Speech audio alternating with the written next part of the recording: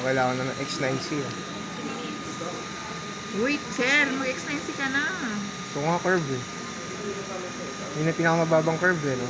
Ayaw mo, X9C. sir, mag-pre-order na na H400. Curve ba yun? Hindi, flat.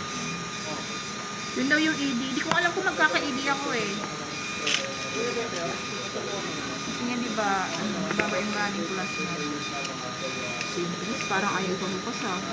Tanggal yan, plastic. Sira talaga lahat ng plastic.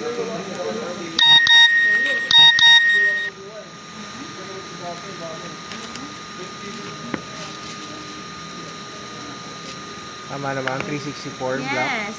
Metallic black. Tama yan, sir. Meron ang kamali.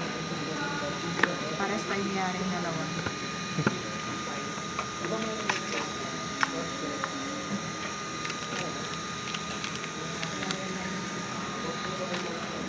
Tadadan! Sir, check na lang din sir, scratches din, dami. Scratches na dents. Para if ever may problem.